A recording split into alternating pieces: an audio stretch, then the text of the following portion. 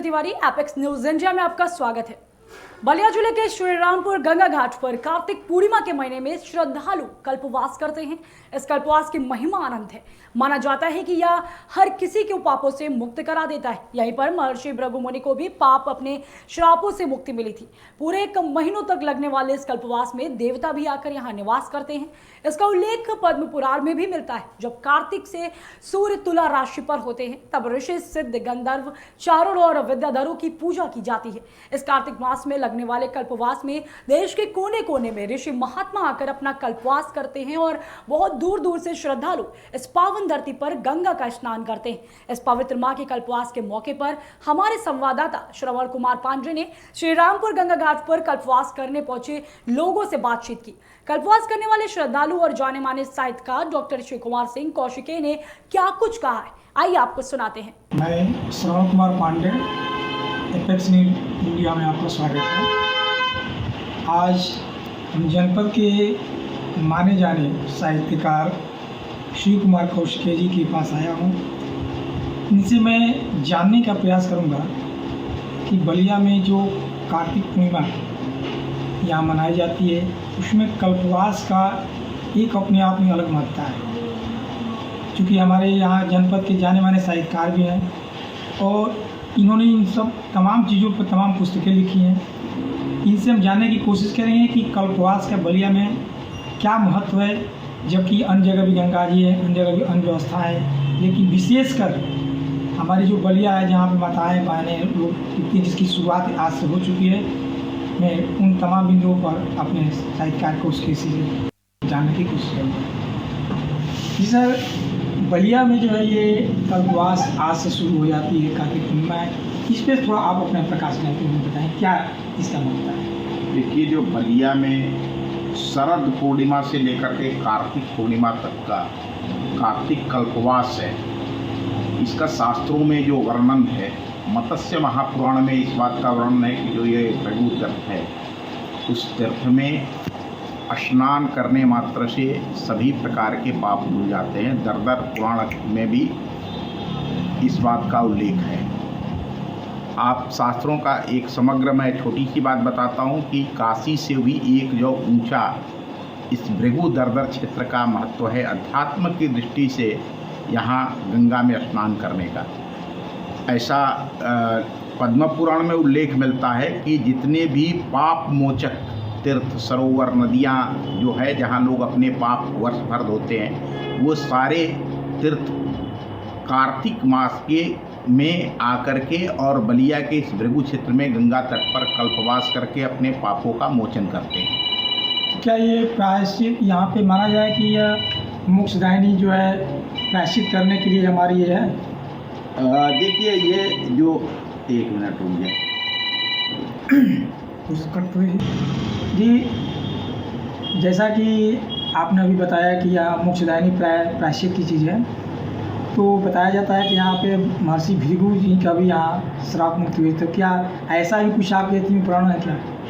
देखिए, दरदर पुराण के अभी जो दरदर पुराण आपका गीता प्रेस का मिलता है, उस दरदर पुराण के उपसंहार खंड में उस घटना का वर्णन है जिसमें मंदराचल पर्वत पर जो त्रिदेवों की परीक्षा के लिए एक संतों की, ऋषियों मुनियों की जो सभा हुई थी, उसमें महर्षि भृगु को परीक्षक चुना गया था और महर्षि भृगु ने ब्रह्मा, विष्णु, महेश तीनों देवताओं का परीक्षण किया था, जिसमें परीक्षण के दौरान ही उन्होंने भगवान विष्णु को सीने पर लात से मारा था, वक्ष पर प्रहार किया था, पद प्रहार किया था, और जिसके प्रायश्चित के लिए महर्षि भृगु को उनके दादा और दंडाचार्य, जिनको दंड देने की व्यवस्था थी, वो महर्षि मारीच ने एक लंगोटी और एक बांस का डंडा दिया था और कहा था कि तुम तीर्थों का भ्रमण करो, जहाँ पर इस बांस के डंडे में कुंपले फूट पड़े और तुम्हारी लंगोटी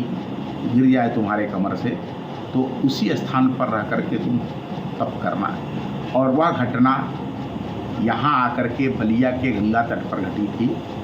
जो बांस, सूखे बांस का डंडा था, उसमें से कोंपल फूट गई और महर्षि भृगु की लंगोटी गिर गई थी और यहाँ पर उन्होंने तपस्या किया था और अपने पाप का प्रायश्चित किया था। ये माना जाए कि ये बलिया जो है, जो कार्तिक पूर्णिमा लोग कल्पवास करते हैं, तो ये चाहे महर्षि भृगु हो या जहाँ इस तरह के जो भी दुराचार से संबंधी या जिस चीज़ से पाप से मुक्ति, तो इनको यहाँ पर कल्पवास करते हैं, स्नान करते हैं, तो निश्चित रूप से उनको इससे मुक्ति मिलेगी। ये बहुत मज़ेदार बात है कि जो लिखा है पुराणों में, उसमें तो यहाँ तक लिखा है कि यहाँ कीट पतंगे जितने भी नाचने गाने बजाने और जिस भी प्रकार का पापी से पापी भी मनुष्य हो, तो अगर वह इस भृगु क्षेत्र में कल्पवास करता है, कार्तिक पूर्णिमा के दिन स्नान कर लेता है, तो उसके सारे पाप धुल जाते हैं, नष्ट हो जाते हैं और उसे मोक्ष और सद्गति मिल जाती है। ये इस प्रकार का, यह तो एक आध्यात्मिक विधान है।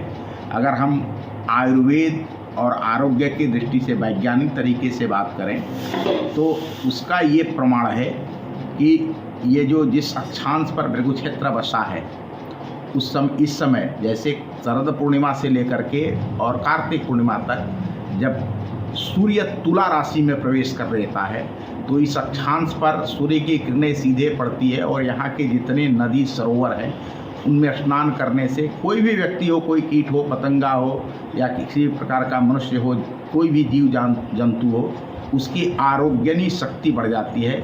उसके बॉडी के अंदर एंटी बॉडी जो ये है, रोग प्रतिरोधक क्षमता बढ़ जाती है। ये मानी हुई बात है और इसको विज्ञान भी मानता है। यह कल्पवास बलिया में कब से कब तक चलता है या अन्य जगह कैसे क्या है? देखिए, बलिया में ये कार्तिक पूर्णिमा का स्नान तो हरिद्वार में भी होता है, काशी में भी होता है, प्रयागराज में भी होता है, सारे तीर्थों में होता है। लेकिन जो बलिया है, जैसा कि मैंने बताया, तीर्थराज प्रयाग भी बलिया में आकर कल्पवास करते हैं, पूर्णिमा के दिन वो वापस जाते हैं। इसी प्रकार से काशी, ये जितनी सप्तपुरियाँ हैं, सारे तीर्थ हैं, वो सभी शरद पूर्णिमा को, जैसे आज प्रथमा है तो शरद पूर्णिमा की रात्रि में ही ये सारे तीर्थ बलिया आ जाते हैं और कार्तिक पूर्णिमा के दिन ब्रह्म मुहूर्त में स्नान करके यहाँ से अपने तीर्थों में स्नान वापस जाते हैं, जहाँ लोग जाकर के उनके तीर्थों में स्नान करते हैं। जी, याद बताया जाता है कि भगवान महर्षि भृगु जी के शिष्य थे दर्दर मुनि, उनके नाम पर भी यहाँ मेला थे। उनकी क्या बताए, हल्का से झलकी कर दीजिए। देखिए, महर्षि भृगु के शिष्य दर्दर, यद्यपि उनका नाम भी असली दर्दर मुनि नहीं है, लेकिन ये रखा हुआ भृगु जी का ही रखा हुआ नाम है। महर्षि भृगु जब पौराणिक काल में यहाँ आए तो उस समय तक यहाँ गंगा और सरयू का संगम नहीं होता था। महर्षि भृगु खगोल के, ज्योतिष के बहुत बड़े आचार्य थे, जानकार थे। जब उन्होंने देखा कि आगे चल करके गंगा की धारा बलिया में सूख जाएगी, मैंने भृगुआश्रम में गंगा की धारा इससे आगे जाते हुए सूख जाएगी, तो उन्होंने अपने शिष्य से भेज करके उस समय अयोध्या तक प्रवाहित सरयू नदी की धारा को ले आकर के गंगा में, उस समय अयोध्या तक प्रवाहित सरयू नदी की धारा को ले आकर के गंगा में संगम कराया था। ये पहली बार ज्ञात इतिहास में पहली बार नदी संरक्षण का, जल संरक्षण का काम हुआ था। और जब गंगा और सरयू की दोनों धाराएं आपस में टकराई तो दर दर घर घर की आवाज़ निकलने लगी। तो महर्षि प्रसन्न होते हुए महर्षि भृगु ने अपने शिष्य का नाम दर दर पर दर्दर मुनि रख दिया और बलिया में सरयू नदी का नाम घाघरा नदी रख दिया। जी, बताया जाता है कि यहाँ पे 88,000 कुल महर्षि भी आए थे जो यहाँ पे यज्ञ किए थे। यह कितना सच है और इस पर क्या है, इस पर कुछ झलकी बताइए। देखिए, ये जो दरदरी मेला लगता है, ददरी मेला, आज भी ये लगभग 7-8 हज़ार साल से अधिक पुरानी परंपरा है। ये जो ददरी मेला लगता है, महर्षि भृगु जब जिन दोनों नदियों का संगम हुआ उस समय महर्षि भृगु ने एक यज्ञ का आयोजन किया। उस यज्ञ के समय इस बलिया के इस भृगु क्षेत्र की धरा पर 88,000 ऋषि मुनि, यक्ष, गंधर्व, सारे राजा महाराजा सब लोग आए थे। और उसमें महर्षि भृगु के भृगु संहिता ग्रंथ का विमोचन भी हुआ था और इन नदियों के मिलने का उत्सव भी मनाया गया था। और इसके यही परंपरा आगे चल करके आज ये एक व्यावसायिक मेला भी है, बहुत बड़े आर्थिक। अभी तो बलिया में कम लोग, पहले उड़ीसा से, बंगाल से, महाराष्ट्र से, पंजाब से, सब जगह से व्यापारी भी आते थे, नेपाल से, ये पूरा बिहार, असम से लोग यहाँ खरीद बिक्री करने के लिए आते थे। और ये एक बहुत बड़ा मेला था। या जगह के अभाव में, अन्य अभाव में, व्यवस्था के अभाव में, चाहे यातायात के साधन हो गए, तो ये धीरे धीरे ये मेला सिकुड़ने लगा है और अब तो ज़मीन के अभाव में मुझे लगता है विलुप्त होने के भी कगार पर है। तो क्या विलुप्त अगर हो रहा है तो क्या आप इस पे सरकार से या यहाँ के जो भी जिला प्रशासन से मांग करें कि इस मेला को भविष्य के लिए याद करते हुए हमारे जो भविष्यकर्ता आएंगे भविष्य में उनको यादगार के रूप में आगे चलाया जाए, ये व्यापक स्तर पर बढ़ाया जाए? देखिए, इस मेले का इतिहास मैंने पौराणिक इतिहास तो आपको बता दिया। अर्वाचीन अगर इतिहास लिया जाए तो इस भारत की स्वतंत्रता संग्राम से भी यह मेला जुड़ा हुआ है।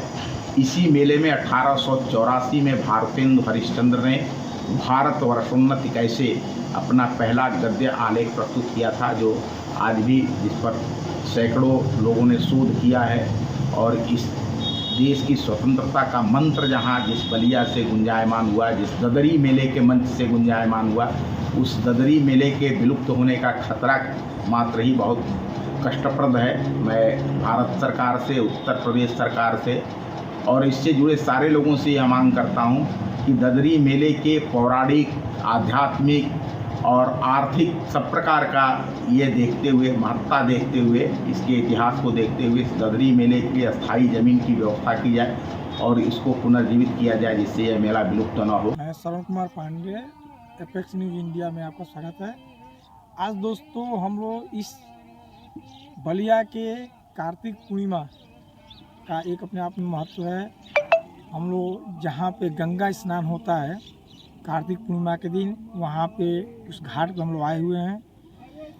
यहाँ हालांकि जहाँ पे मेन स्नान होता है वहाँ जाने के लिए मार्ग नहीं बने, प्रशासन ने आगे मार्ग बनाएगा भी, उसमें अच्छा खासा समय है। लेकिन कार्तिक पूर्णिमा के पहले दिन से लोग यहाँ दूर दराज से आए हुए हैं, कल्पवास किए हुए हैं और यह लोग एक माह तक यहाँ रहते हैं। खाना दाना पीना हर चीज़ यहीं पर रहता है।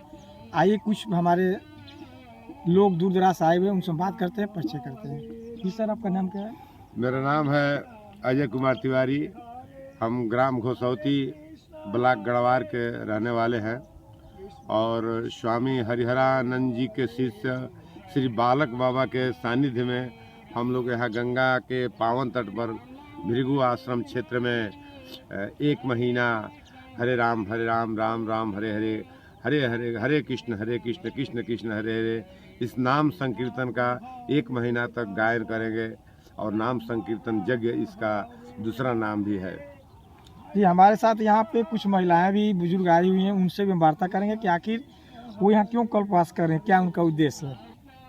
कल्पवास हम लोग अब वृद्ध हो गए हैं तो गंगा जी के तट पर रहना हम लोग समझते हैं कि भाई पुण्य है, तो इसलिए यहाँ एक महीना रह के, घर में तो गंगा जी नहीं मिल जाएगी, इसलिए एक महीना रह के स्नान करते हैं, पूजा करते हैं। जी, आप कहाँ से आई हुई हैं?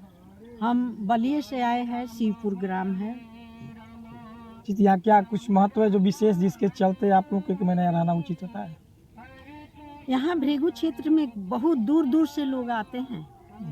हाँ, तो हम लोग यहीं रह के अब गंगा जी के तट पे। घर वाले आपका विरोध नहीं करते कि माता जी आपकी तरह जाके इस तरह का? क्यों विरोध करेंगे, सबके। देखिए, एक और हमारी महिला है, उनसे बात करेंगे कि आप कहाँ से आई हैं, कैसे आई, कि क्यों कल्पवास कर रही हैं। जी, आपका नाम क्या पड़ेगा? हेमंती। जी, आप यहाँ कल्पवास आप लोग महिलाएं कर रही हैं, एक माह रहेंगी, क्या महत्व है इसका आपका? महत्व है कि गंगा जी के नहातनी, हम स्नान करतनी, पूजा पाठ करतनी है। जी, तो आखिर यहाँ एक माह आप लोग क्यों रहती हैं? खाना दाना कहाँ से मिलता है, कैसे या कैसे व्यवस्था है? तो गुरु जी दे हैं, भगवान दिए हैं हमने के।